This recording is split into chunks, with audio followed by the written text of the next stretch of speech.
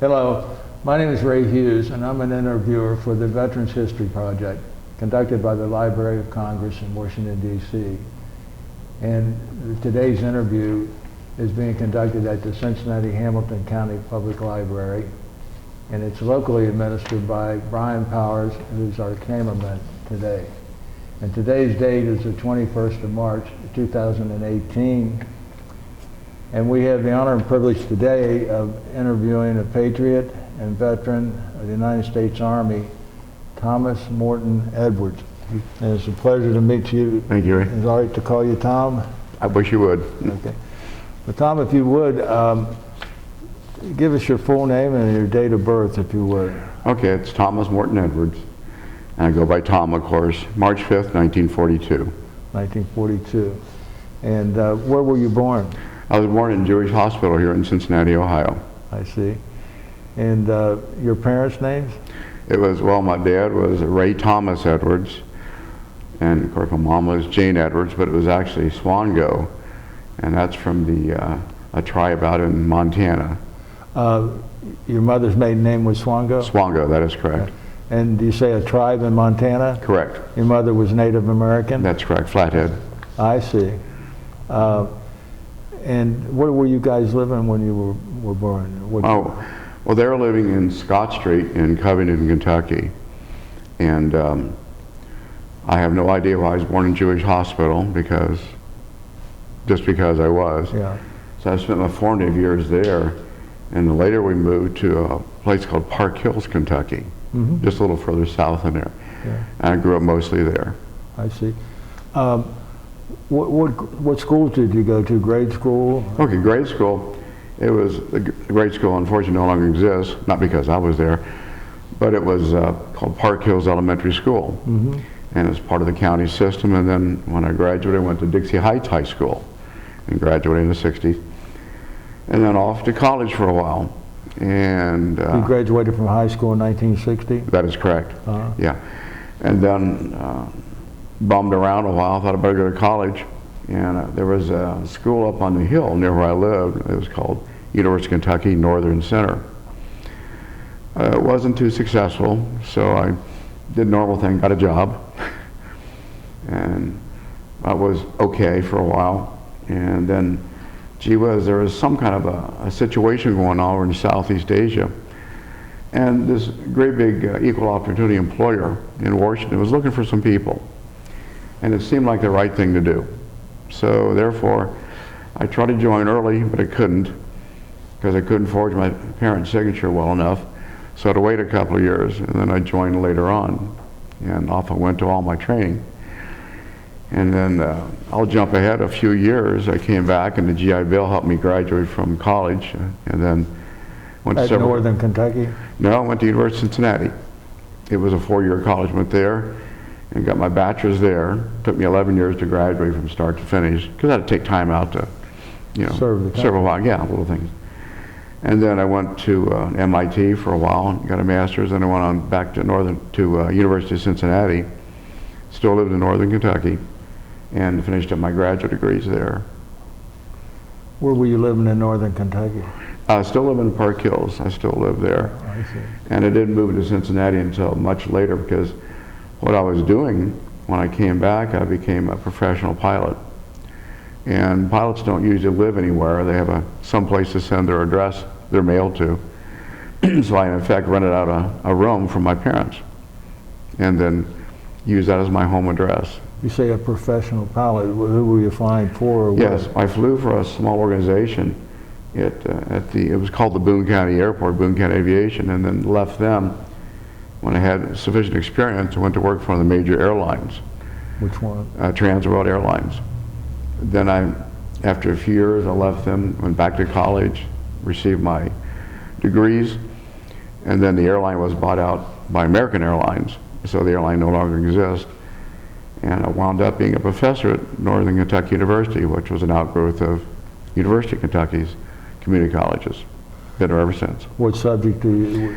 Okay, teaching aviation administration and organizational leadership. Because by federal law, in order to be a professional pilot, a person has to have, by federal law, to be an airline transfer pilot flying multi-engine airplanes, they have to have 6 hours of leadership training. So it fits right in. And that's a very positive move, because it's not enough just to fly the airplane, push buttons, watch the computer fly it. Rather, that person has to be a leader.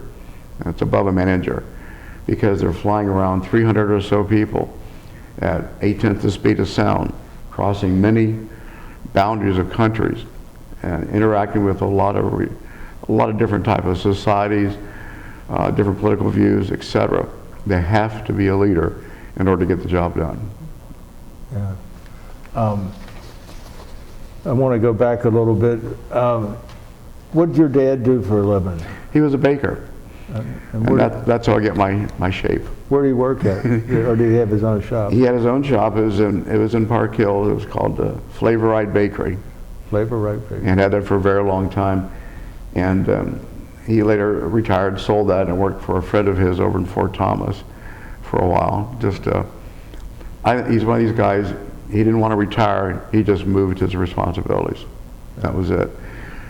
Now, did your mother work? She did. She was a teacher. She taught kindergarten, so we could communicate really well. Where was she teaching at? It was Milford Exempted School. She drove every day to Ohio. Milford? Milford, that's correct. Oh, my goodness. And I always use a funny joke. She was over there, and she was from the South, and she was doing missionary work for those Yankees. Convert them over. Where was she from in the South? Well, it was Kentucky, and then she lived in Cynthiana for a while. Yeah. And that's where she and my dad met. And then he was actually, during World War II, he was a baker, and he was in charge of training bakers for the services. And that's when he met your mother? That's correct, yes. Now, did you know your parents, your grandparents on your dad's side? I knew a little bit, but they passed away quite a few years ago. Mm-hmm. And my mother is the same way. They passed away long before I came on the scene. Mm-hmm. But I met them just a little bit to know they were, the grandmother was there, and that was it. I see. Mm-hmm. You said your mother was Native American. Mm-hmm. Was she born in this area, or? No, she was born in Montana. In Montana. And actually it was a few years ago, and just as they became a state. They were one of the last territories to become states of the United States. What was? In Montana. Montana? That is correct. It's near the Flathead Lake, which is a very large lake, and so it's the Flathead tribe. I see. Mm-hmm. Have you stayed in communication with any of your Native American? I have indeed, yes. The Swangos got to do that. And every now and then I'll go back to that area. It's called Big Fork, Montana. And I go back because it's a very large artist community, and I enjoy interacting with them. They're a lot of fun. Mm-hmm. A little squirrely, but they're a lot of fun. Mm-hmm. They really are. Yeah. They're their own people. And then, I'll go back sometimes in winter and go skiing at Big Mountain. And then we go whitewater rafting, which is a lot of fun too. Yeah. It's a joy. And they have a large lake there, Flathead Lake. And they have freshwater salmon we go fish for. And that's kind of fun. I can imagine. They're not very big, but it's the little things. And of course, the regular salmon, they swim upstream. We don't catch them. They're too aggressive for me. Now, did you have any brothers and sisters, Tom? No, I'm the only one. The only one. I see. Yeah. So you said that you went down and you wanted to join the service when you were 17, and mm-hmm. they found out you forged the papers. When did you actually join the Army? And if you don't mind, I'd like to know why you joined the Army and not the Navy or Air Force. Well, what I was trying to be, I thought the Navy held no attraction for me at all. I was on a ship for months and months. I thought, oh, yuck. And the Air Force, I couldn't qualify for pilot training yet because I was too young. Plus, I had to be a college graduate. And I didn't want to be a fellow who worked on the ground, and I didn't want to be the pilot. Mm-hmm. And I actually took flying lessons at what is now Greater Cincinnati International Airport, and learned to fly there. And then I went off to college for a little bit, not very successful. And they were doing the draft at that time. and my number was getting ready to call, and I thought, well, I'll show them, I'll just join. So I walked down to the duty station and said, hey, I'd like to join the Army. And they said, they licked their chops and said, okay, we got a live one here. Sign up, stand there, sign up. And I was in my 20s at the time, but I was still, you could be eligible, I think, until your late 20s or so. And I was due to be drafted, so heck, I'll just be proactive and do it myself. And they gave me a start date. They signed me in, but then they had me report for duty, of all things, on December 22nd. 68, I think it was. And I thought, oh, okay, off I go. So I'll spend Christmas in the Army. Well, as it happened, so I got on the airplane at the airport, and they had a flight cancellation. So my very first day at the Army, I was late. But so that was good. And it's kind of set the pattern for the rest of my life. It's always been. Where did you join? I mean, where did you actually join at? Here in Cincinnati? I did, here in Cincinnati. Just went to the recruiting station and walked in the door. And they said, oh, okay, sure, why not? Yeah, we'll take a live body. And where'd you fly to then? It flew to, well, when they finally figured out where I'm going, they flew to Fort Dix, New Jersey is where it was. And that is a very large basic training place is what where you What get the city is first that near? Oh gosh, Fort Dix. They weren't allowed off the base, so I didn't go very far. Well, New Jersey's not that big, so Right. it's somewhere where it's really sandy. How about that? Okay, yeah. Somewhere near that. I haven't thought about the place for a long time. And of good fortune, a fellow was in Cincinnati. He had come from, I think it was Akron, Ohio, to catch the flight from Cincinnati to Fort Dix. And so we met just by happenstance, and so he was a day late for the Army also. And his name was Don Ross, and he was from that area. And we maintained our friendship all these many years. And it was kind of fun. So we arrived a day late, had a letter from the airline, said, I'm sorry he's late, but the airplane broke down or something like that. So here's the 23rd December. People are going to go home. What do we do with this person? So I stood there and they said, what size do you wear? And I told them, okay, that's fine, that's cool. Okay, well, we're going to be closed for a few days. What do you want to do? And my choice was stay there by myself, twiddle my thumbs, have nowhere to go. I said, well, can I catch a flight back? Yeah, go back. So they sent me home that day. Okay, so I was late getting in the Army. Now I came back around the first of the year, of course, in January. Yeah. So I got a 7-day weekend pass. Pretty good. Yeah, you're darn right. That was great. So my worry was, am I going to use that later on? Do I need those? No, they forgot about it. So really I started in January. Let's see, I was inducted 1 month, reported for duty late, sent home. I thought, boy, am I fired already? What the heck? And then I started my real duty. And then it's astounding. Back in those days in the Army, they were taking a lot of people, and it's not that the recruitment was loose, it's just that a lot of people went to the Army as an alternate to doing other things. Mine was, I knew I was going to get drafted, so by gosh, I might as well do what I want to do. And the other two services were not appealing, but the Army was. They had a lot of things to do. And I thought, gee, I could be a helicopter pilot. That'd be kind of neat. And as it worked out, it wasn't quite, because the term of enlistment was very, very long after training. And I thought, I don't want to do that. We like our guy. But anyhow, when I got to my duty base in Fort Dix, now it's a big melting pot.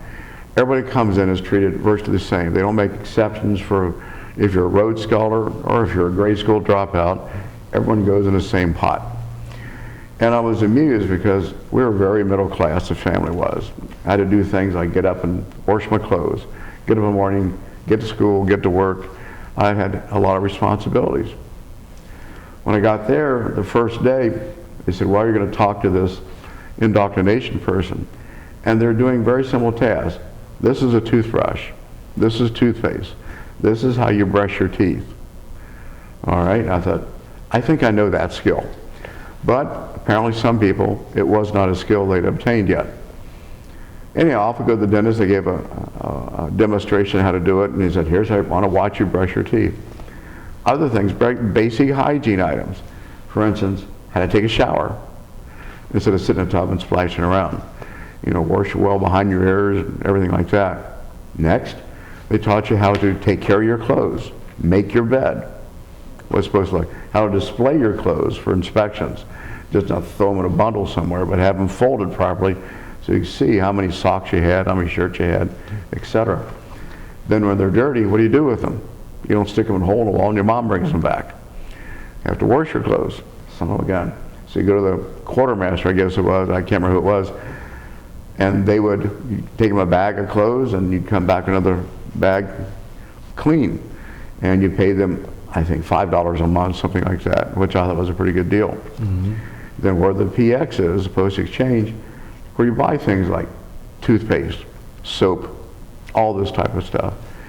And the first week was more on hygiene and how to take care of yourself, because a soldier that doesn't have good hygiene is unhealthy and can't perform their duties. So, and a lot of people came from places that where hygiene was not part of the curriculum. It's proper food, proper etiquette. You hold this cute little tin tray out and they put food in it. What a remarkable thing. You want to go out and shoot it or rummage through the garbage can. Then what do you do with the dirty tray? Well, you put the trays here, put the silverware there, and you wipe it off before you put it in. And by gosh, once a week you went behind the scenes and you cleaned those trays. That type of stuff.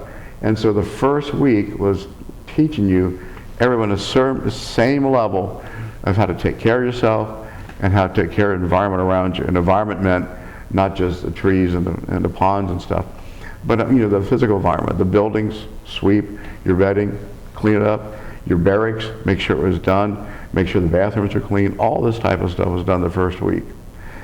And looking at that moment, I thought, how dumb can you be? Well, of course we knew we got to clean the bathroom and stuff, clean the sinks. Well, a lot of people never did. Mm-hmm. And that was not part of their upbringing. And looking back now, years later, I thought, yeah, a lot of people got their first introduction to basic health in the Army. Right.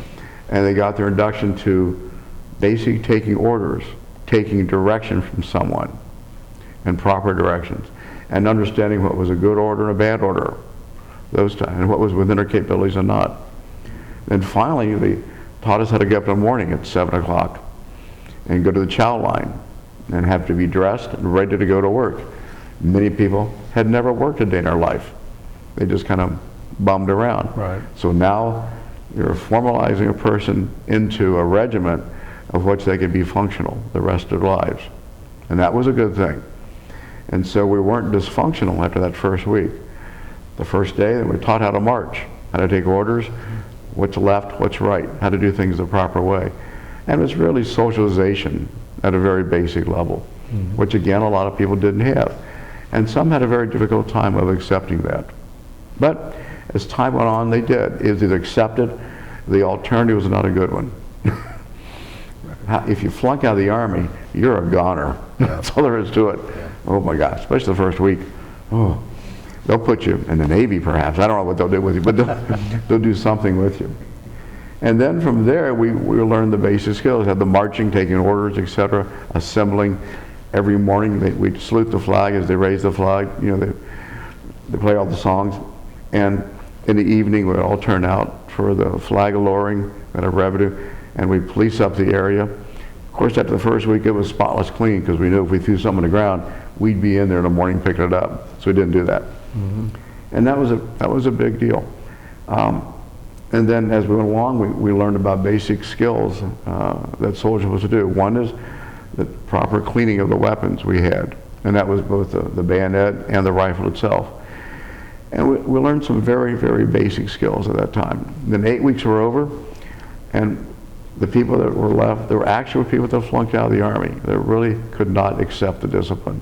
They could not accept the regimentation that was necessary for millions of people, for them to function and be in a functional unit.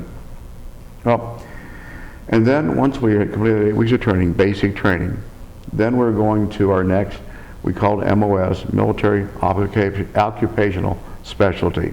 Mm-hmm. And we had made a decision before we actually signed the final paper. What do you want to do? I want to be a cook, I want to be a truck driver, I want to be a medic, or things like that. And I just said, I want to be a soldier. Well, that's pretty general. So, and I found out during the basic training, yeah, I want to be a real good soldier. I don't want to be an ordinary soldier. I want to be really well trained. So I signed up for the advanced infantry school, another 8 weeks. And so off they sent us to another part of the base at Fort Benning, Georgia. They had the basic at one place and off to another place. I'm not sorry, Fort Dix, New Jersey, I'm sorry. Yeah. They sent us there. And For another 8 weeks. for another 8 weeks, Advanced yes. infantry. Advanced infantry, yeah. There we learned more skills with weapons. We fired many other weapons. It was M60 machine guns, grenade launchers, pistols, the M14 rifle back in that day, the M16, how that made its total appearance. And how to do that. And then we actually had combat problems we had to do. And that was the so-called low crawl where they fired above us. Now it wasn't that much, it was way above us. You have to stand up and jump up to catch a bullet, but it was still live fire range. That was pretty good. And you had to qualify. If you didn't, you had to go back through it. And they called it, we get a BOLO if you did badly. But most of us got to be marksman and expert. And so that was it. Sharpshooter was the lowest one. I got to be marksman, so I was pretty good. Well, I'm from Kentucky. I knew what weapons were from. And they taught you really how to be a combat troop. And we broke into small units, and that was 30 or more, and that was our platoon. And a platoon, they broke into squads, because each platoon had 3 rows of people, 10 in each row, and then someone each day was designated as the squad leader. And they had certain duties that day. And it taught us how to both take and give orders, because it was real life. It wasn't make-believe anymore. It was real life, because a lot of people were going from there straight to combat and integrated into another unit. Mm-hmm. And that was 8 weeks. And again, some people could not adapt, and they had to be recycled into something else. And it would be something, I don't want to use the word less aggressive, but less demanding. Mm-hmm. Not only on physical skills, but emotional skills and mental skills. Because physically they couldn't do the running with a rifle. Emotionally they couldn't understand why we're doing things, you know. And mentally you had to learn how to adapt, how to take care of yourself, your tools, which were the weapons, and your buddy next to you. Mm-hmm. That was that. Once that was successful, they gave us a weekend off. We had base privileges. Wow. What a deal that was. That was really great. And then at that moment, I saw some guys jogging down the street. I said, man, those guys look pretty good. They got these silly little green hats on. And I thought, gee, what's that? And one of the sergeants took me aside and said, well, here's what they do, this, this, and this. And they jump out of airplanes and do this, that. Well, I've been in airplanes before. That was kind of neat. Wow. And he said, you'll make an extra $55 a month for hazardous duty pay if you go through jump school, airborne training. That'll practically double my pay. I think my first pay was $105 a month. Right.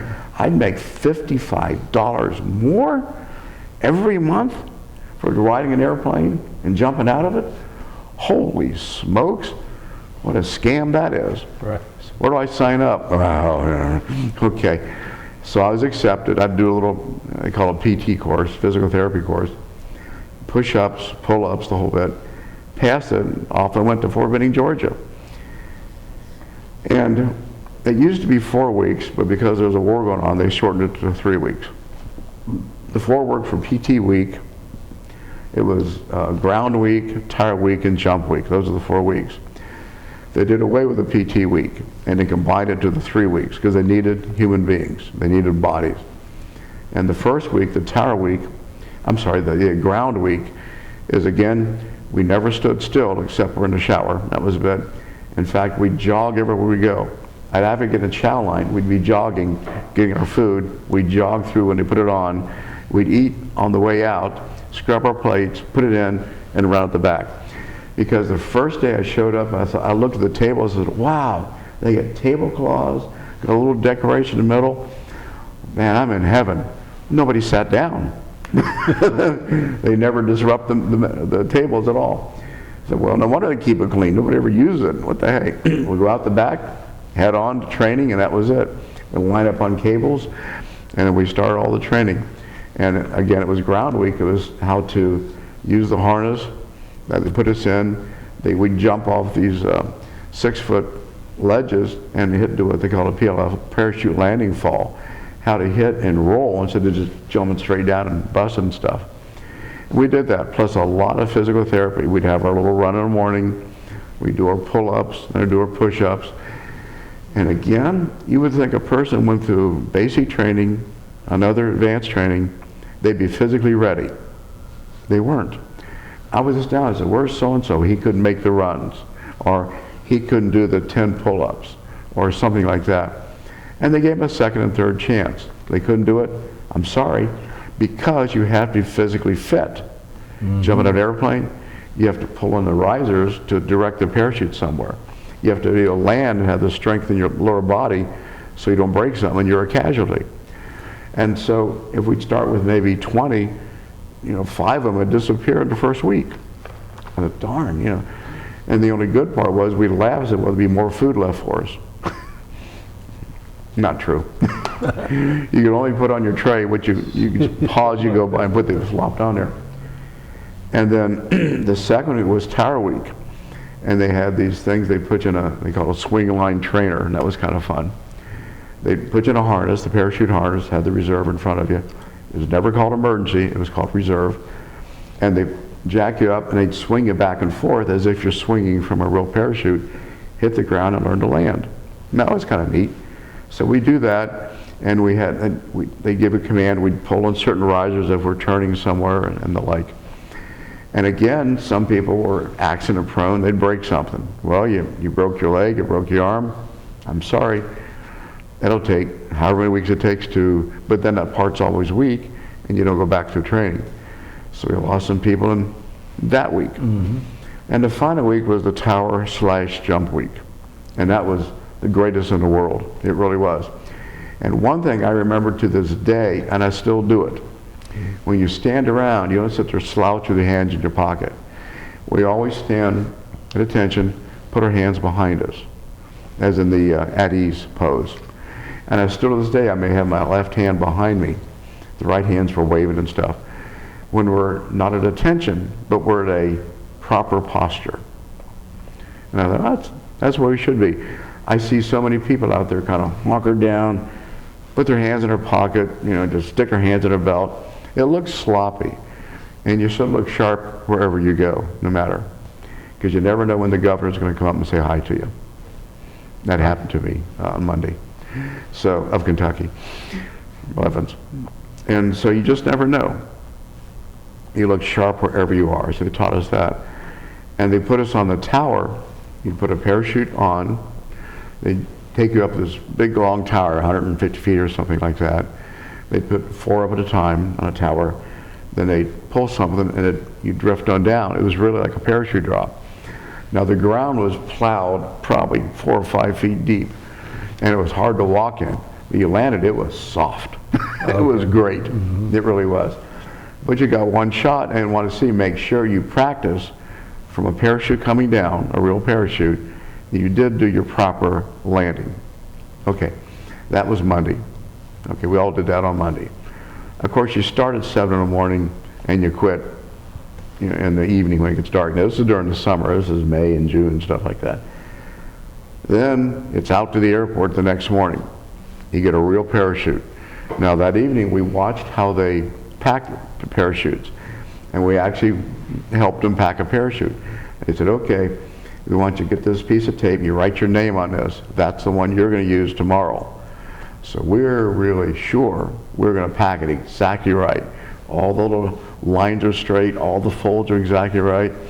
And a regular parachute rigger was doing it. We were just supervising or watching, really. And I said, okay, is this good, this good? Yeah, this will be fine. Remember, this part comes out first, this part comes out second, etc. So, okay. And he said, remember, you help pack it, and you're gonna jump it tomorrow. So it's got to be right. Yeah, it does. So again, it was reliance on self, not just taking the word of another professional, relying on the professional, but relying on yourself at the same time. So there's a double shot there at it. And then the parachute rigger, she said, well, I'm going with you this time too, because I'm going to pack a chute, I'm going to jump it. And what they would do, they just give them one of the parachutes that were packed. It wasn't one they did, it might have been, but they had trust then in their fellow parachute riggers that they had done the right job. So again, we were taught that, yes, a professional is a professional. And good enough is never good enough. It's always got to be better than minimum standards. So no matter what you do, it's always be the best. Don't be the ordinary, don't be good enough. And that's a good lesson I learned in that rigger. And it was only a couple hours, it wasn't long. So then it's off to the airport. Very first jump, they give us a parachute with our name on it. I assume they left the tag on just to randomly put them out there. Put it on, stood along, and we got a little briefing. Okay, who's first, who's second, and who wants to be first out the door? Nobody raised their hand. And then, of course, the jump master said, you're first.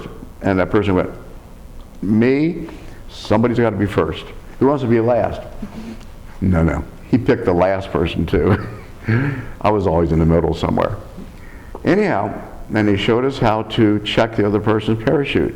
We check the parachute, the harness, and make sure it's on properly. We check the line in the back, the static line, make sure it was good. It wound around, so when it came out of these little rubber band type things properly. And so that it pulled up the back of the parachute, and the parachute would deploy. It would all come out, not in a big bag, but it'd come out the first top first, and it would blossom and pull the rest of the lines out. So it wasn't a big jerk when you came out. It was kind of, you felt the tug. And then we got on the airplane, we all sat down, we didn't fly along, and it was real new airplanes. They were C-119s. And they were old when we got into them. But what they said was, it was a reserve unit that would come down and do the parachute jumping. They said it's a great way to get rid of the old reservists and old reserve airplanes at the same time, or they crashed. That didn't do much to my heart, but that's okay. So off we go in the parachutes. We all line up until we all load into the thing. And they lock the thing up, they start the engine, and I said, I guess it's too late to back out now. But roaring down a runway, the thing's rattling like crazy. Every now and then, I think they did it just to harass us a little bit, but the engineer or chief or something like that would come back, he'd have a screwdriver and a flashlight, he'd start pulling panels off and looking around, put it back, go somewhere, look at the panel, pull it out, like that, as if we're dead. I think it was more harassment, and it was fun on airport, because that's, the guy said, these things never break, what the heck, you know. Right. Something's broken, we'll fix it on the ground, but we don't want to crash it either. So anyhow, and over the target, and what they do, they have different lights. They say stand up, then they'd say hook up, and then say check your equipment. That means I'd check the guy in front of me, we'd all turn around, and that guy would check my equipment. All right? And all this time this red light is on, just a few minutes before we go there.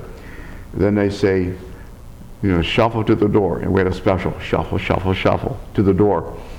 And the first guy, they said, the jump master, now he wasn't jumping, but he was in charge, he'd say, stand in the door. And to this day, I remember that ring in his tone. It was, this is a great adventure. Stand in the door. I was, all right. And he'd grab the door like this, and then the green light would go on. It would activate. It was there would be a bell and a green light. The red light flashed, the green light would flash, then it'd be steady. It's time to go. And the jump master would smack the first guy, out he'd go. There was one on the other side of the airplane, so they took turns going out, not both the same, but one after another like that.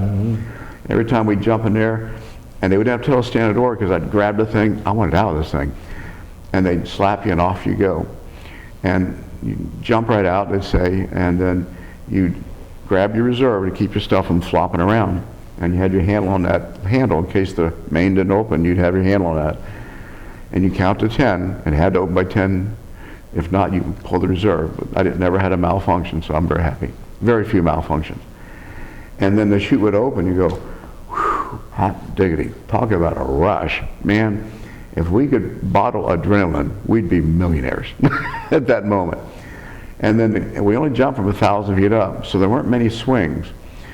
And it was St. Mary Glise, I think it was the name of the jump zone. It was from a battle in Europe from years ago. And we'd all land on grass and stuff like that. And we'd land, we'd grab our parachute in a special way, and the truck would come out and drive us back. And I thought, we don't have to run? Oh my gosh, we got to ride somewhere? This is unbelievable. So we go back, and then you had your first jump, and then everybody was going to, wow, we're going down to the NCO club. No, no. We're going back to barracks and tell stories and drink milk and soft drinks, and that was it. And the next day was 2 jumps, the next day was 2 jumps. And you got your, and then we had a ceremony on Friday. We got our jump wings. And they're sterling silver. I still have mine. The joke was that, well, the guys would give them to their girlfriends or their wives. No. We'd go by the PX and we'd buy another pair and say that was the real thing. But we all had those. And that was a very big ceremony. And we congratulated everybody, and everybody was happy because we had made the grade.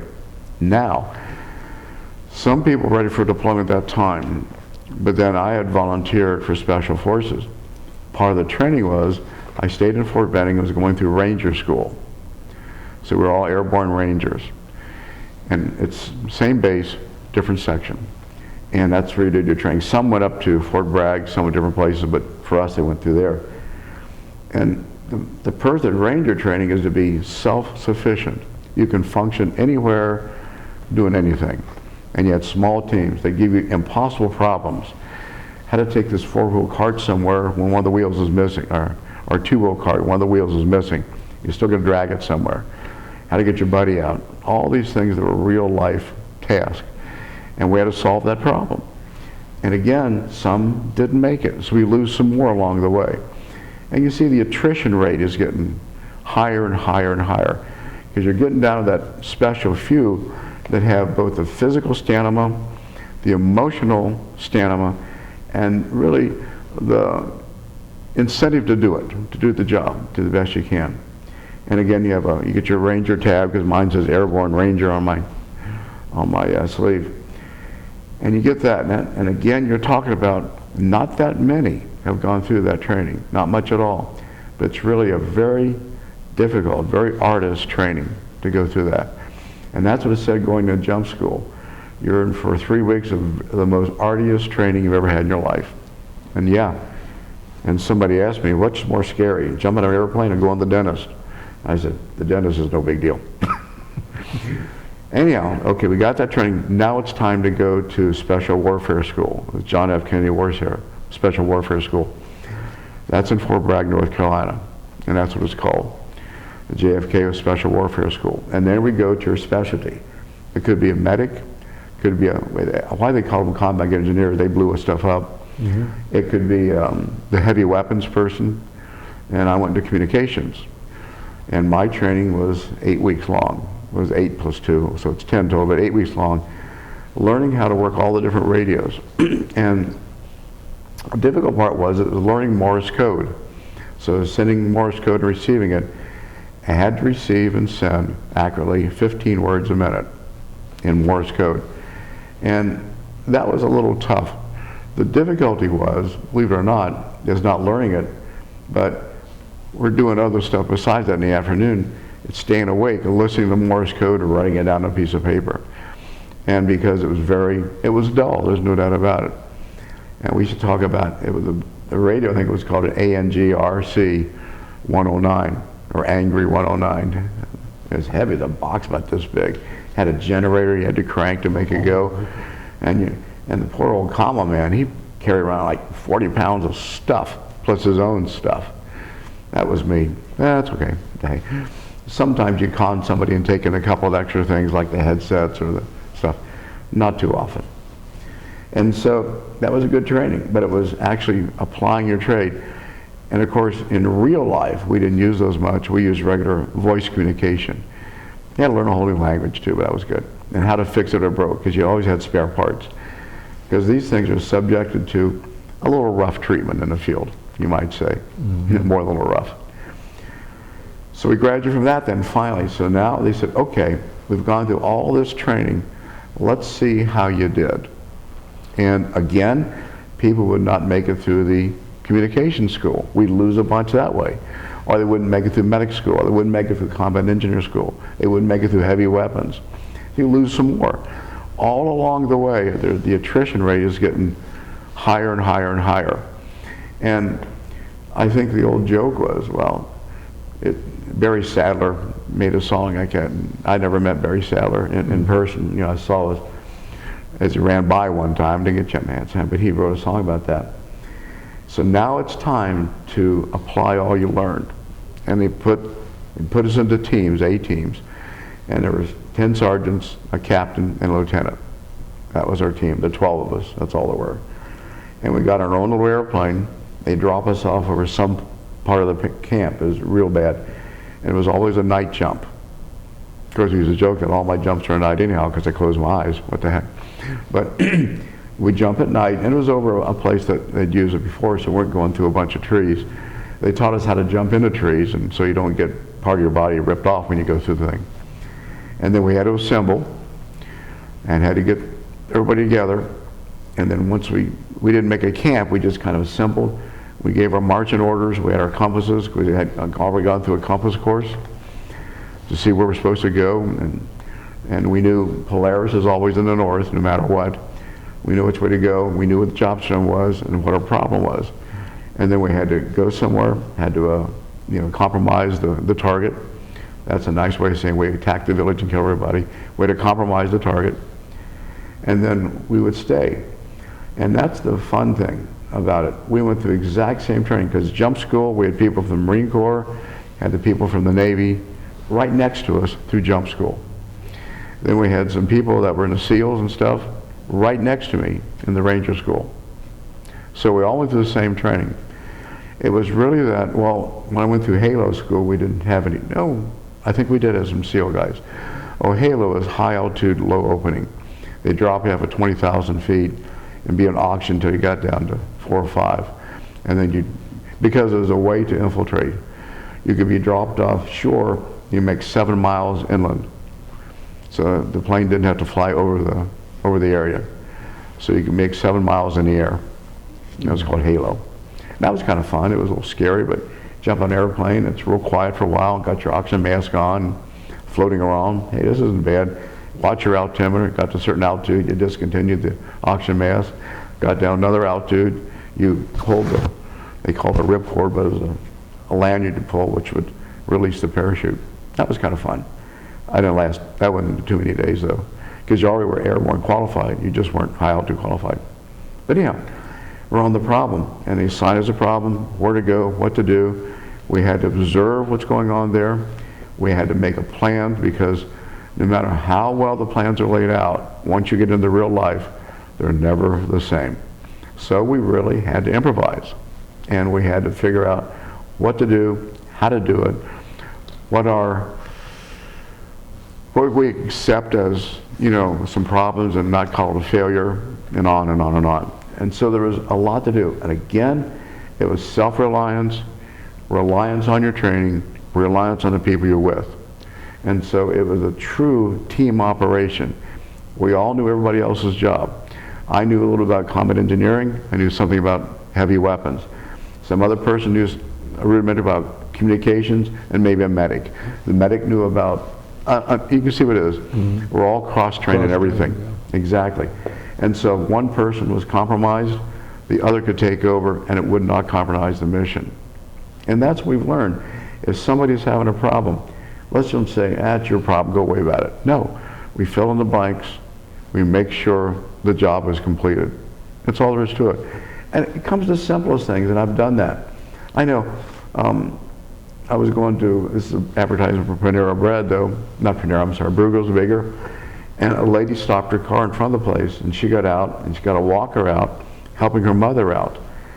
And I thought, this looks like a marginal operation. So I went up and said, can I help? No, we're fine. Well, I really like to help, but do me a favor. And she said, well, okay. So I helped her mother, probably in her 90s, and rather frail, get out. I stood behind the walker so she could, it wouldn't move anywhere, walked her around. There was a step there.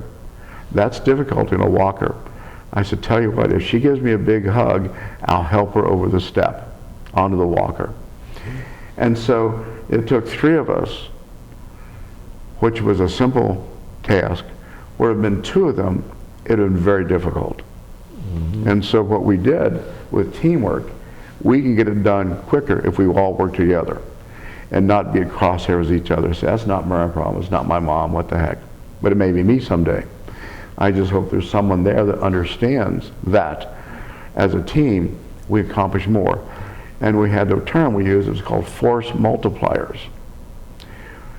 3 people get more done than 2 people, not because there's 3 people there, but because we work off each other's skills and we accomplish more in a shorter amount of time and to a higher degree of completeness.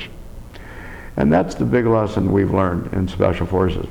And the guys I serve with, we made, I mean, how good a friend can you be when you depend on so much on other people? That's a big dependence.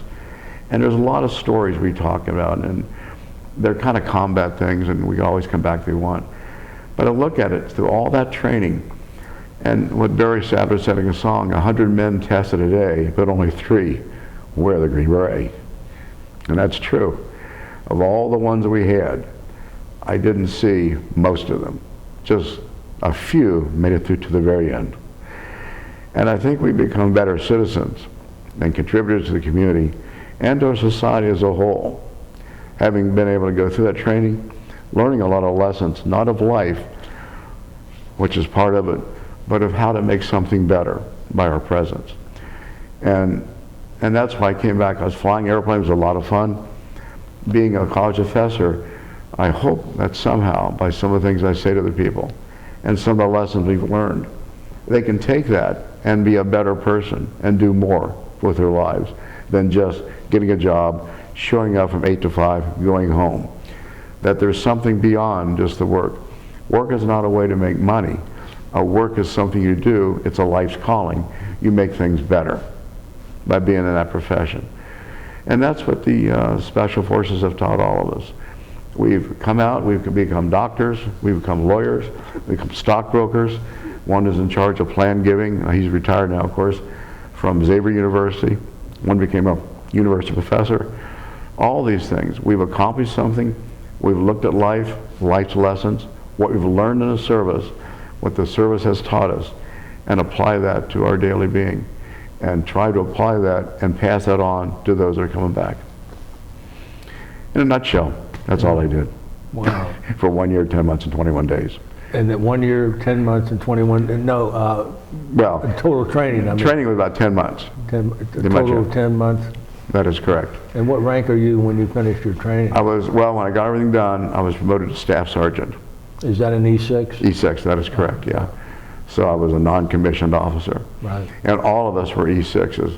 And the reason was a little higher pay grade, and it's a reward for going through all we did and accomplishing what we set out to do. And we're all futurists. That is, we look not to the rear, we always look to the front of where we're going to be. Not where we want to be, but where we're going to be. Mm-hmm. And in flying, you know, me as a professional pilot, that's it. We look to where we're going to be. We never look back because we're never going to be there again. But we're going to, that's our destination. And we're not through until we're done. That's outstanding. This is the first time we've had an in-depth interview that explains all the different training. Mm-hmm. What outfit were you assigned to? Okay.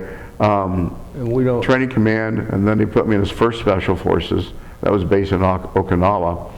Then I got a chance to leave the country, and I get $18 a day temporary duty pay.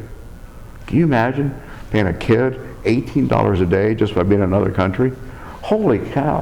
Why, that's times 30. Holy smokes. That's make my salary up so high. Yeah. I didn't get any of it. It all went home to my family. In Okinawa, what city were you near? Camp Hardy is where it was. Was that near? That's in the central part of the city. That's near. I remember Naha and Kadena. We could get there from where we were. They encouraged us not to leave the camp because we're all the time we're leaving and going someplace else. Did you do more training in Okinawa? We merely, it was a refresher. We look at different things. What we were encouraged to do is not concentrate on our major MOS, but branch out of something else. And there they taught me psychological operations and internal defense and development, which went along with what I did. What is psychological operations? Well, it's really when you're working with people, and if you look in the articles, you'll find my name, a lot of those things in academic journals. And it's to tell a person, you take the word criticize out of your vocabulary and put the word critique back in. And that's what it's really all about. You're critiquing something and you're getting people to do better than they are and convincing them it's the best thing to do is to be better and to work hard.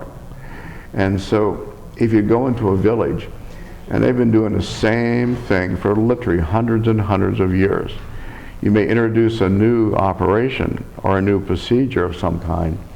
They say, why should I do that? Well, you get to convince them in that here's a better way. See, the results are better. You don't have to do as much, but you get more for it.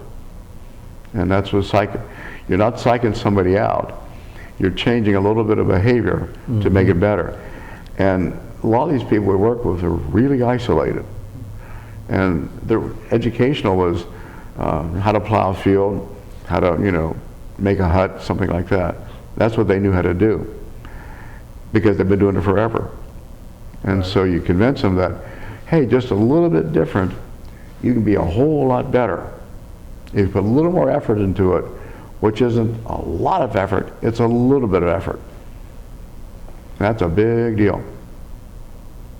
What I'm taking from this is it seems like they've taken a raw individual and molded them into,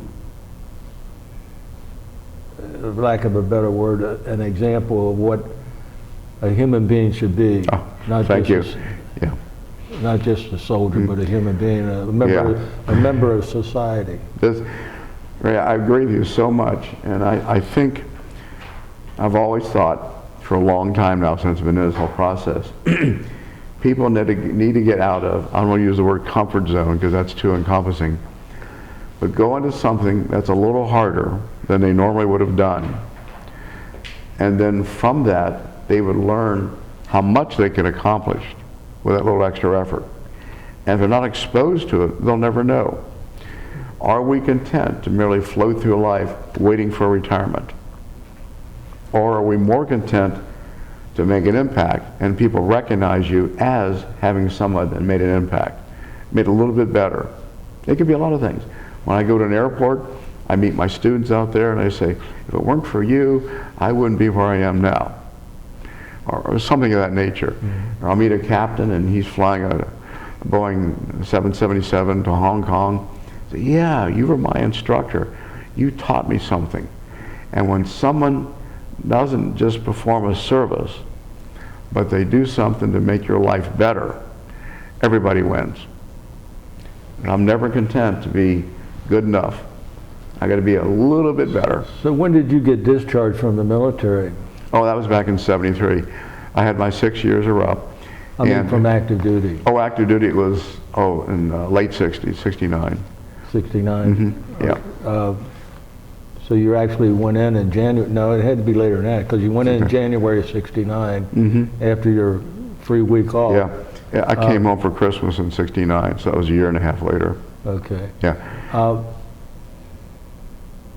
Before we move on to your civilian life and what you did with your life, is there anything else you want to tell us about your service in Vietnam? If not, we move right on. Well, I'm like a lot of guys. I got assigned, I did my duty, I performed as best I could. The people around me that I served with were all accomplished people, and I knew I was very sorry that the people I work with, the indigenous forces that were there, that I hope life has gotten better there over the last bunch of years since we left them. I hope it has. I don't know that for a fact. I've never been back. What indigenous people did you work with? Montagnards. Montagnards. Yes. Yeah. And it was, I mean, there's a lot of people did it. A lot of people did better than I did more than I did. I did what I could. Let's put that away. And I know I'll meet some people over here who are from that country, and I'll talk to them. I don't know who they are, but I'll just say, how are things going? How's it doing? And a lot of them say, well, we miss the Americans. Well, it's been in early 70s when we left, escaped, ran out, what do you want to call it? And they said they were really, most of them were really pretty nice. Now there's always some duds, no matter where you go. But most are pretty nice. They're really pretty good. And a the ones I've met have been pretty hardworking. They want to make a difference. They may work in a convenience store, but they're there every day. They're doing work. Yeah. And I appreciate that there's a responsibility built into us to do what we have to do. So when you came home, after 2 years active duty, I would say. About, yeah. Yeah. What did you do with yourself when you first came home? Oh boy. Well. And let me ask you this question. When you first came home, were there any adverse type of behavior of civilians towards you? It was disgraceful. It really was. I know I was discharged from Fort Bragg, and I went up to Washington to catch a flight into Cincinnati. And at the JF terminal was really kind of nice.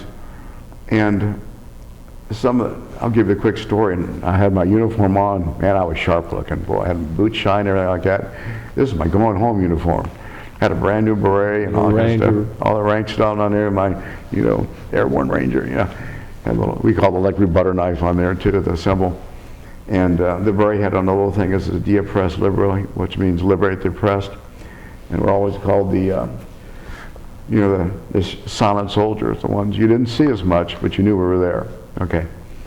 So anyhow, this is a great story. And this is why I love the airline. I won't give them too much of a plug, but like any soldier, you don't have a lot of money, so I got it's a military class rating. And we're bottom of the pecking order. We're the last ones to get on because we got cheap fares. Anyhow, and I loved it. So I got on the airplane. I was real early, and they were loading people in. I said, "Hey, come on, get a seat, and you sit back to the seat over here." Okay, fine. So I did. And I got on, and then the gate said, "I'm sorry, the person who had your seat, they arrived." Okay, I'll get off. So I picked my bag, went off, and said hi and stuff like that to people. And that's when they could open the door to, you can see the crew and stuff. I said, "Hey crew, sorry I can't make it." "Oh, too bad. Well, good luck to you," and stuff. I got off. And then I waited, it wasn't 5 minutes. I said, come on, we got another seat for you." "Okay, fine." So I got on, and I'm looking, and I'm sitting in first class. I thought, whoa, what kind of deal is this? Am I ever lucky? No. 2 minutes later, "I'm sorry, Sergeant. And the first class seats, they have prior." So I got off. "Hi, Captain, how you doing?" "Great." I said, "I'll see you next trip." "Okay, sorry." I got off. I'm sitting there like, I'm looking for loan as you can get. I'm straight out of my duty station. I've gone to the Carolinas. It's December 24th. That's what it is. And this is, I want to go home and stuff like that. And they're going to close the place down, of course. And so I want to go home for a while and see what's going on. So anyhow, I get on and I'm sitting out there at the gate, and finally the thing is, they're getting ready to start it up. They've got the engines going and stuff. And suddenly a flight attendant runs, and I said, come on. I go, "Come on, me? You, come on. Okay, so I followed her down the thing. Now remember, this is back in the days when flight attendants were slim, trim, and very good looking. So I'm going to follow a pretty girl. What the heck? She says, "Come on," I'm going for it. Okay, so I got my bag, and the captain says, "Welcome aboard." I said, "Thank you." And the people I get on, and sit there applauding, getting on the airplane. I'm walking, looking for a seat. She says, come on. So I'm looking for a seat. There are no seats on this airplane. What do we do, sit in a lavatory? No. She says, "You sit there." And it's this fold-down seat in the very back of the airplane. Okay. So I sit down, and they're making an announcement, getting ready to go away. She says, "Move over." It's that big. Okay, I'll move over.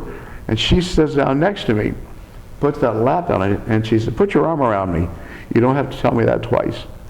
So I got this really cute blonde-eyed, blonde, blue-eyed girl sitting next to me, and skinny, and I haven't been out with many blonde and blue-eyed girls in a long time. I'm not that old. What the heck? Okay, put my arm around her, looking pretty good. And what had happened, the cap says, "Go out and get them and have them sit back there." And then we were climbing it out, and it's getting ready for the flight attendants. You can see how everybody is. The phone rings, and she says, "It's for you." You've heard the old joke. You're out in the middle of nowhere. "Yeah, the phone's for you." "Hello, this is Captain." I won't give you his name, though. We still correspond. "And I'm glad you made it on." I said, "Yeah, I'm sitting back with this beautiful woman back here." She said, "Yeah, we did the best we could for you." We knew you were going home for Christmas. We didn't want to disappoint you. Wow. So put me back in the flight attendant seat. So, boy, oh boy, oh boy. Well, you can tell us what airlines it was anyway. Okay, it was Delta. Yeah, that's good. That was good, yeah. Yeah. And they were real nice about the whole thing. And it was really good. And I know Kathy, who was the flight attendant, oh gosh, I send her a Christmas card every year. Good. And she sends one to me. Good. And she's in her, I think she's in her 60s now, something like that. Young kid. Yeah, yeah. And she's based in Atlanta. So you came home and you got home for Christmas? Yeah. then? It was before my discharge date. They said, we don't want you anymore. Just stay. Am I AWOL? No, just go away. Yeah. Because I was still on crutches and I was kind of hobbling down the thing too, so what the heck. But it was different. So when you get home, what do you do with yourself? Okay. Well, getting off the airplane, it was rather disgraceful, some of the people at the airport. I wish ill on those people. I don't do that very often. The way they acted, you're baby killers, you're doing this kind of stuff. I thought, what the heck? I always tell people, soldiers never go to war. They're sent to war. We don't make it. We solve the problems. That's what we're there for. And without the soldier, who knows what language we'd be speaking? Who knows what concentration camp we'd be in? Who knows where this country would be at that time? Right. And that's the honest truth, proven by fact. Right. The Bible says the weak shall inherit the earth. And my play on that is, that's all that's going to be left. That's right. Okay. So anyhow, what I did, I came back and said, what am I doing with my life? Well, I had a GI Bill and stuff. So I went back to college. And Which one? I went to University of Cincinnati. And just because that was the closest place. Are you still living in Kentucky at this time? No, now I moved to Wyoming, Ohio now. And I got a little land out there. I got 2 kids, and they need someplace to run around in. And Are you married when you're in the service? oh no, I wasn't. So you were home. Yeah. And you're going to go to college. Yeah. Now, you jumped ahead there. So tell me about the lady in your life. Then, when did you meet her and her name? Oh, gee, she came on a lot later because I was too busy flying airplanes, going to school, and this type of thing. And I had no time for women. What the heck? There's always time for that. And you're flying professionally? I'm flying professionally. I'd gotten my pilot certificates, and I was able to finish up. And I actually took some correspondent courses from University of Kentucky when they had, now they're called online, but then they're actual, you fill out a form, send it in. What airline were you working for? Well, I was working for what they call a fixed base operator at Greater Cincinnati Airport, and I was flying on-demand charter flights. When somebody needed some parts somewhere, they'd call up and you'd take some high-priority freight. Or sometimes we take ambulance patients some places. What type of planes were you flying? They're small twin-engine airplanes, they're called Aztecs and Cessna 400 series. And it would carry 4 to 6 people, not too much trouble. Or you could put a big stretcher in them and stuff. And you carry the companion or maybe part of the family, and always had a medical technician with you. And that was pretty good. And the freight was always at night when it had to be there in the morning. And I gained enough experience. I applied for the airlines, got a job with them. And then I finished up my correspondent course, mid-Atlantic. I was just south of Greenland when I finished my last course to college. So I graduated mid-Atlantic. And then went on, and then flying was fun. But I got a chance to teach at the university, teach the aviation courses. And then I've been there ever since. And what's your wife's name, and when did you meet her? And how? Mary Ann, yep. And It's a nice, funny story. Mary Ann McGrath is her last name. McGrath. It's Edwards now. Yeah. And it was funny because I belonged to the Cincinnati Ski Club, and it was almost a singles club. People go there, we find a place to go ski and have parties and stuff. And a couple of the girls, they lived together. Dee and Peggy, their names were.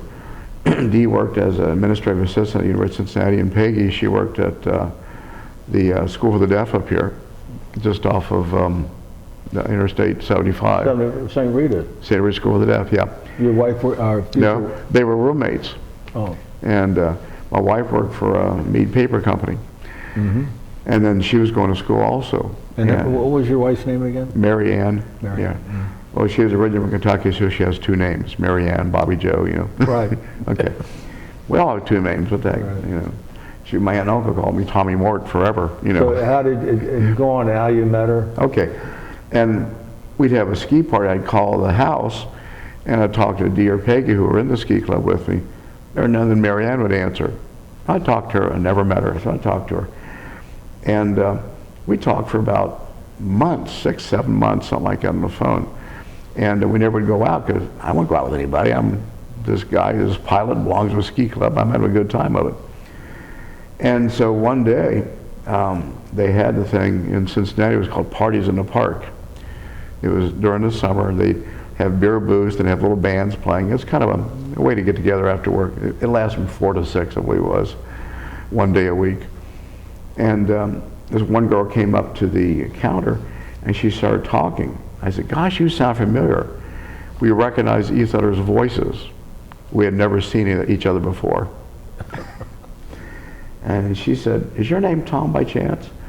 I said, "Yeah." My normal saying is, "Are you a process server?" But I don't say that.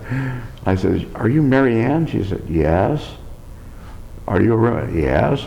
"Oh, holy smokes."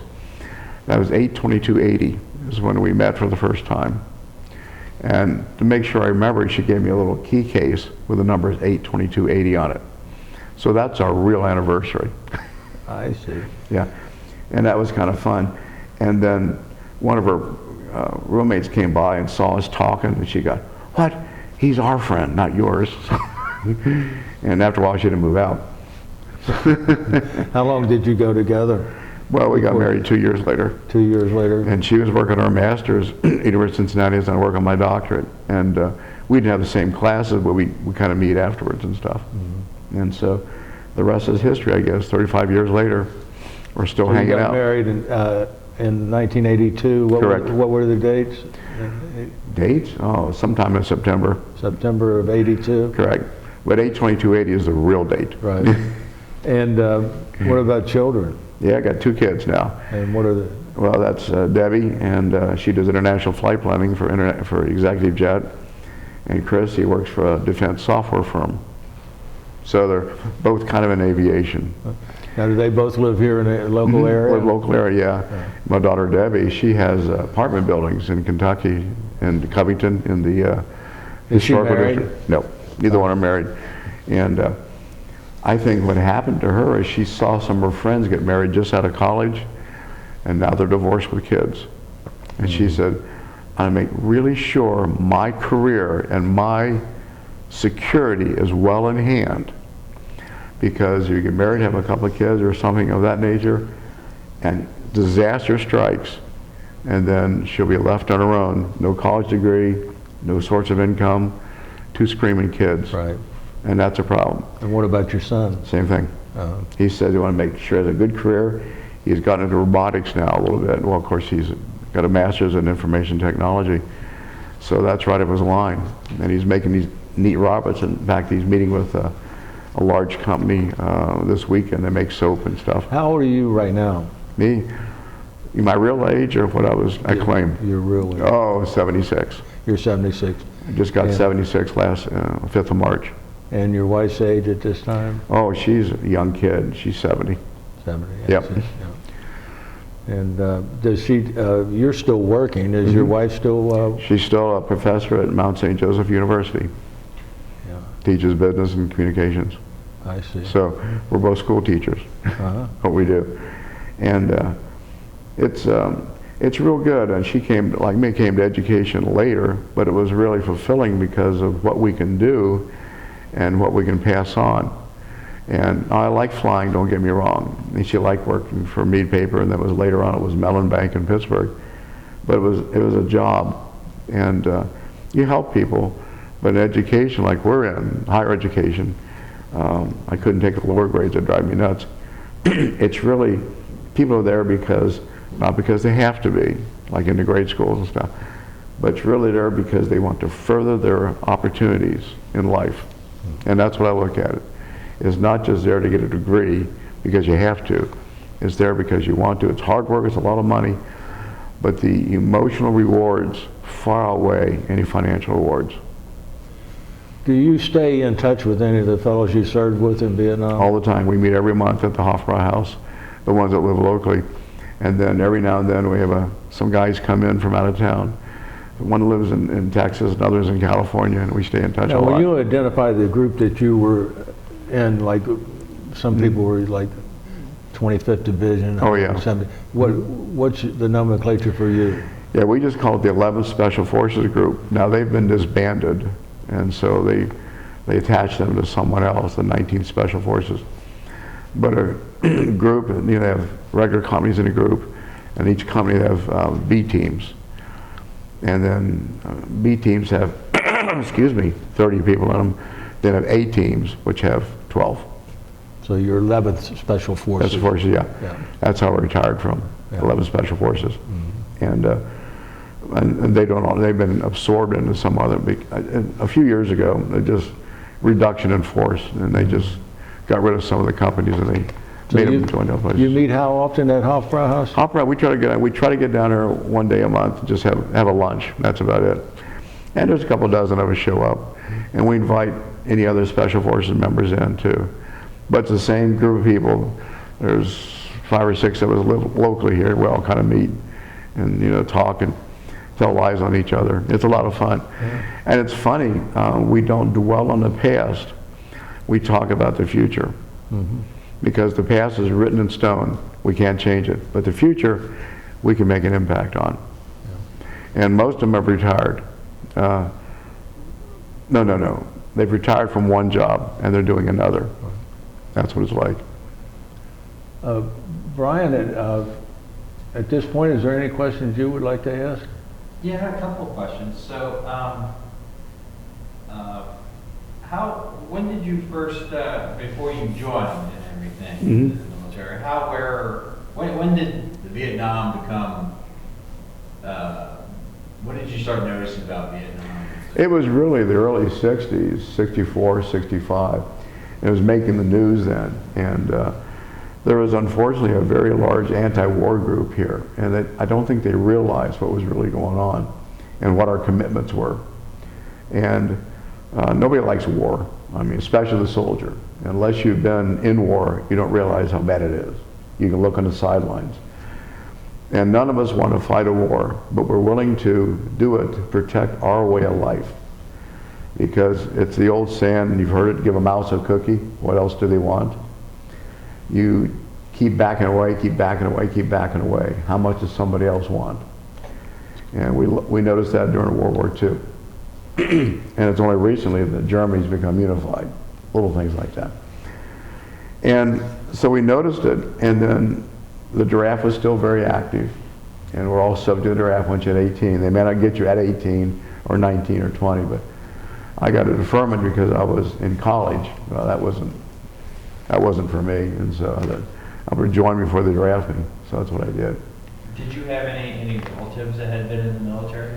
My uncle had been, he's an attorney, he was in the Judge Advocate General's office, but that was in World War II, and he was in charge of troop movements. That's what he did. Then my dad was a baker, and he was not drafted, but he was tasked in training bakers and cooks at a civilian facility, and that's what he did. So it's cheaper for the military to send these guys there to learn in a few weeks to be a cook than to build a whole new facility. And I thought that's pretty smart. Why not learn from the experts that are already in the field? Where was this school located? Excuse me. Oh, it's not anymore. It's gone. I mean, where was it when he was? Oh, it was downtown Cincinnati here. I can't remember exactly where it was. It was over by, over by where the park garage for, what's it, Macy's is now. It used to be Sholto's. Is in that area. Okay. That's all been grown over and stuff. They have a little place. It was like the farmer's market. Had little places over there. What did your parents think about you joining the Army? Well, at 17, they weren't in favor of it all. But as I grew older, I said, well, you're a man. You're over 18. If you think that's the right thing to do, it's the right thing to do. What did they envision that you should be doing? Oh, they wanted me to stay around and be a cook, something like that, or a truck driver or something. Stay in the States, because the United States needs protecting also. But when I got in, I thought, I want to be a very aggressive, I want to be the one in front, the pointy end of the spear. You've heard that saying a lot of times. And that to me was really important. I wasn't a part of the group. And you've heard the old joke, if you're ever doing something wrong, you feel like you're being chased out of town, always feel like you're leading a parade. And just, you want to be the front person, the most training, can do the most things, make the highest impact. You're not sitting back among the crowd. And it's so gratifying when you talk about some things that people say, oh, you were one of those? Oh, wow. That's it, not just, yeah, I was in the Army. What'd you do? I was a dishwasher or something. Oh, that's nice. But I'll talk about what I did, and we'll do a little bit about the training I went through. And it says, well, you've really done more than just stand by. You've been, you know, the leader of the pack. You know, that to me is really important. Not just one of the group, but I was ahead of the group. So that's why I decided. I was just wondering, in your training, how much, since it was during the era of Vietnam, how much would they bring up Vietnam? How much was, Oh, yeah. were you being trained with Vietnam in mind? Yes. We're trained in, because, you know, we're you know, frontline soldiers, of course. We're all combat troops. And we were trained the same as the SEALs, the Alpha teams, you know, all these kind of people were trained the same way. Went through the same training and stuff. But also our mission was, that as a trainer. So when you go somewhere, you stay. You don't go in and do your mission, come back out. We stay there. And then you train the people to be a little better than they were and how to take care of themselves. And what I mentioned, like how to be a better farmer, how to be a better house builder, what's a pot and pan do better for you, this type of thing. And you can probably read where we delivered cows to the people, brought in food, different eating utensils, different methods of doing things. And this was really how to make their life better. And you look in some places of the world, not much has progressed for literally thousands of years. It's still the same. And all the natural resources there are around, it's not that they're being squandered, but the time to use them is being squandered. And that's a natural resource we don't have a lot of.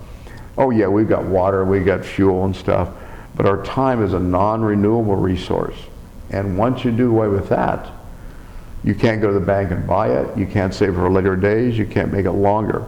What we got is this moment. If we don't take advantage of this moment and make it better, we've squandered that chance, that opportunity. Yeah, one of the trainings that you mentioned was, I guess it was called Halo? Yeah. Halo, high altitude, low opening. We had interviewed a guy a few years ago who also did that. Oh. He mentioned something which I wasn't sure if you were part of, but I guess it was also part of having a thermonuclear device attached to your leg. Wait, was that part of your training? No, wait, a strobe light. That's what we had. So we knew where everybody was. But was that sort of the idea behind that program, was to sort of to get go behind enemy lines and be able to play something like a small portable nuclear device? Yeah, maybe some did that. We never did. Ours was to inject us into an area that nobody knew we were coming, because the airplane would be so far away. We knew how to get there. And they had people on the ground also we would be talking to, and they used to call them pathfinders. And they would be there first, they'd infiltrate somewhere, and we'd land away from the population and where the people were. Now, population could be a lot of things. It could be a concentration of regular civilians, be a concentration of those who didn't like you. That's what we mean by the population. And we'd land there and group, and we'd be there, and they wouldn't know it, because you can hear a helicopter coming a long way off. You really can. And plus, they can be shot down pretty easy. And I've seen many helicopters in this country have tape on the side. Where'd you get that? Oh, those are bullet holes. That doesn't give you a good feeling. And with the Halo thing, the deal is to infiltrate quietly. You might have mentioned it, but what kind of plane were they using for that training? Oh, okay. For that, we're using C-119s for the initial. That's the junk airplanes. And then you use C-130s and C-141s. So they did that. And you get up high enough, they depressurize the aircraft. And it was something. They'd lower the ramp in the back, and you just run to the back and jump out. And it was, and you see little strobe lights around. Was that a static line when you jumped? No. No, it would, because the parachute wouldn't open it up until you're down to about 1,000 feet. And you had an altimeter right here on top. Oh, okay. And you had oxygen. Oh yeah, a little oxygen bottle, little canisters about. So you dropped big. 18,000 feet? It didn't take long, 3 minutes, maybe. Skydiving is what you called it, okay. Wow. Well, you know, I'm in my 20s, what the heck can happen to me? I'm a rough, tough, mean dude. Did anybody like lose consciousness? Do you remember anybody No. having that? We always made sure. Or something? Yeah, we always made sure it worked before we jumped out. So that was always good. That was always a very handy thing to make sure it worked. Then you got down there, you just kind of flip your head aside and the mask went up. So there was plenty of oxygen in that little thing. You're only talking 10 minutes. So you can get, 10 minutes isn't very long. Well, actually, you're only talking maybe 5 minutes, really. And they said, don the mask, and here it comes, and you put the mask on, start breathing, and all the crew puts their mask on. They lower the gate, the light flashes, zip out the door. They put the gate up, and they're gone. And we're going like this out the door. They talk about the delta method. You have your arms behind you, you can aim yourself, and you talk about the other stabilization. And it's kind of fun. Did you continue to do any kind of parachuting after your military time? Or No, I had 123 jumps, and that was enough for me. But who's counting? So one of the things that I heard is locally here in Cincinnati,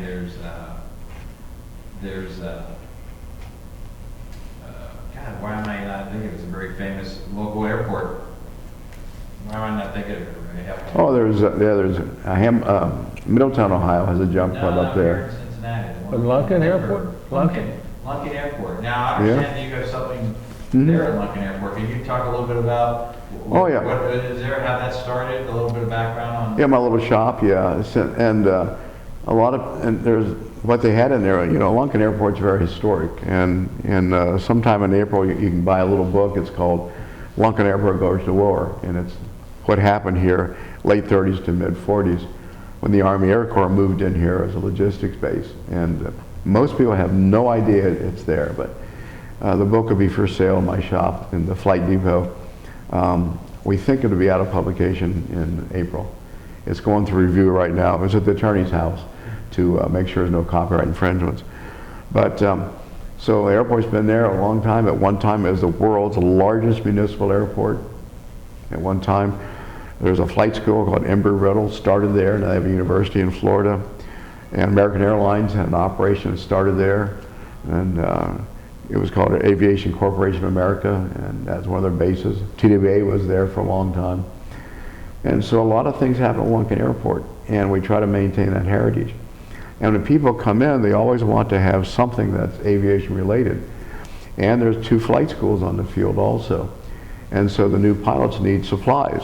And so what a better place is to walk right into the terminal building. You buy the things you want, the maps, the computers, plotters, headsets, anything like that. And then go right next door to the restaurant. It's a very good restaurant. In fact, it's called the Sky Galley, and American Airlines has their catering, Sky Chef, came from the Sky Galley. It's one of the first in-flight kitchens from a long time ago. That was back in the 30s and stuff. So there's a lot of stuff goes on there, and there's very large corporations that are based there. Procter & Gamble's one, American Financial's another, and there's some very good corporations, and they really serve the community well. And the community is as good as it is, and air transportations allow them a window to the rest of the world. What's the old saying? A mile of highway will take you a mile of runway will take you to the world. And so a lot of companies are based here because there's ease of transportation, not even here, but at the Greater Cincinnati Airport also. And so it looked to me, as I was teaching aviation classes, why not have a place where students can get their pilot supplies at a much cheaper rate. Same identical thing, but much cheaper rate. Used to always call it the FOT discount, friend of Tom discount. So, When did you open that shop? oh, about 20 years ago. And my students work there also. And it's a great part-time job for them. They cannot work a lot there because a lot of my students are single moms and dads. And so if they can work just, say, 10 hours a week, and that's it, that's 2 days maybe. And they can work there, they can pick up their kids, do their studying, and they have a little bit of economic help too. But when they graduate, they have to quit. I've been there many times. Uh-huh. I've seen the shop. I've been in there. But Uh-huh. what was there before your shop? Oh, well, actually, that was where way back when, that's where the airlines had. And there's doors either side of it, says 2 planes. And also, they'd bring the luggage in there. They had luggage counters, and it'd go through the back door out to the back. If you walk around the back of the building, you'll see this wooden and steel cart. That's the original where they load the luggage on, roll it down to the gate, and you pick the bag up and fill it in the airplane. And then they take it off the airplane, roll it back to the building, and you pick your stuff up.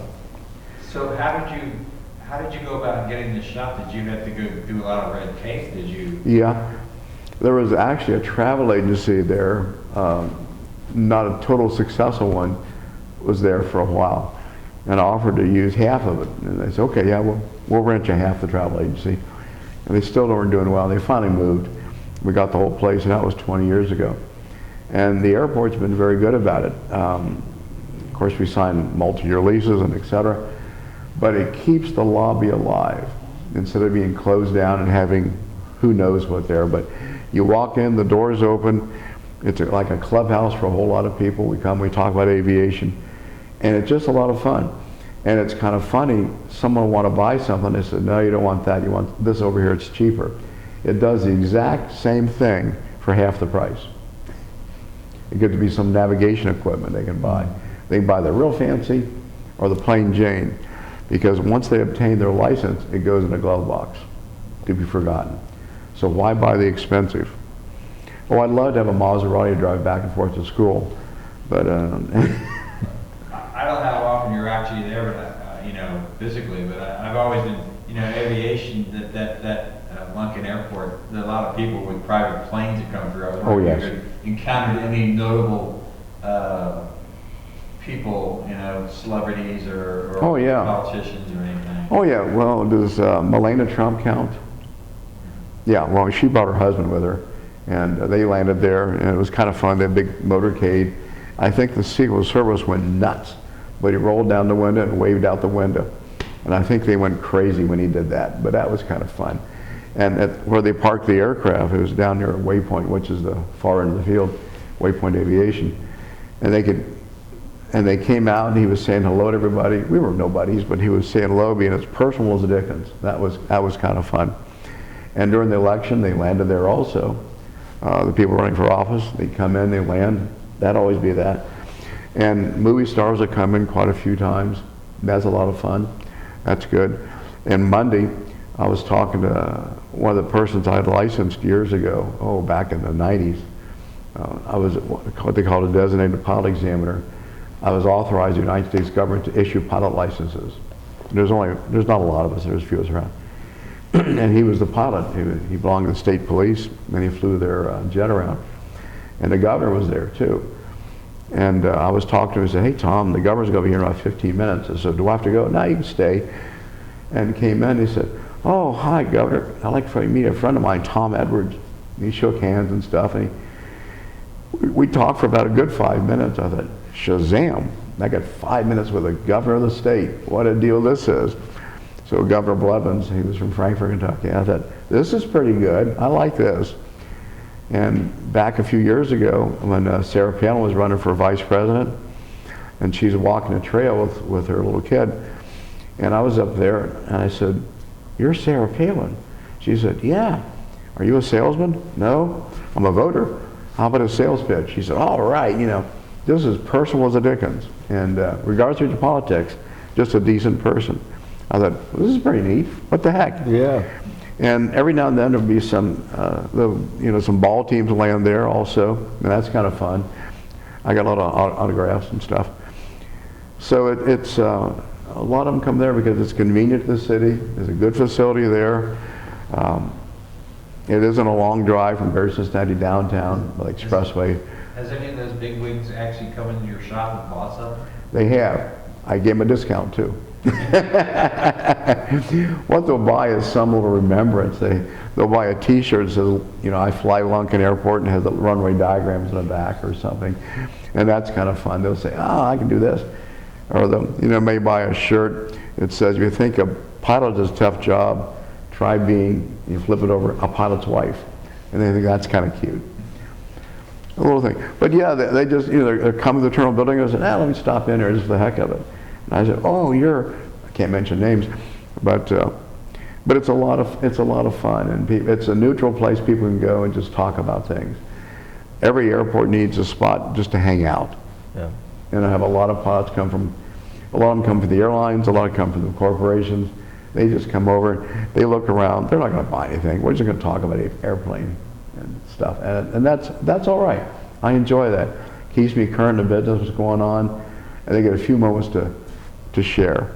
And it's really a lot of fun. It really is. And a lot of the students I had before, they were flight attendants, and now they've gone on to something else. They'll come by, and I guess I'm lucky, not too many people there, but they'll come in and give you a great big hug. Hi, Tom, how you doing? Or something like that. So this real cool girl gives me a hug. I like it. I'm not ashamed. But I said, you know her? Yeah, I'm sure I do. But no. And it's a good place. The airport's a great place to gather. In the summertime, you eat outside. Yeah. In the little area, and that's fun. Watch the airplanes go by. And then they have a nice place for the kids to play out in the grass. And that's fun. They'll buy a toy and they'll go play out there for a couple hours. And I say, buy that 75-cent toy, don't buy the $5 toy. Because they get as much fun out of that. And it'll break after about 2 hours. Yeah. Or you buy those little aero propellers that you spin and go in the air, $2. And they'll buy those and they'll just have a heck of a good time playing with those for a while. Then they go in the glove box and pick them out later. Or little styrofoam airplanes for $4, they'll buy those and just fly the living daylights out of them. But it gets the energy off the kid so they can sit down for a minute and behave. So. Thanks, that's all the questions I have. Oh, okay, those are easy questions, yeah.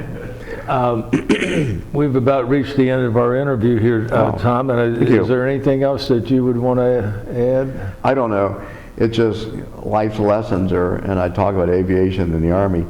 You make all the preparation before you start. You follow that plan. You make small adjustments on the way, and you're never done until you're done. And so you don't quit because it's 5 o'clock. You'll quit when the job is done. And there's many times I've stayed late in class because we're not quite done yet. But I will be in 5 minutes. And they say, okay, go ahead and we'll finish some stuff. Or I may get done early because we're done early. But the job completion is more important than the time that you're a slave to. Well, I have to tell you, this has been one of the better interviews that we've done here. Oh, well, thanks, Ray. I appreciate it. I appreciate it. Appreciate your confidence. We want to thank you not only for your patriotic service to our country, but for what you've done with your life since you left the service and done for the community. Oh, well, thank you. It's an honor to serve and to continue to serve my country. I feel like I'm a true patriot. Yep. It has nothing to do with politics. It just has to do with an American. Thank you again, sir. Thanks a lot, Jay. Okay.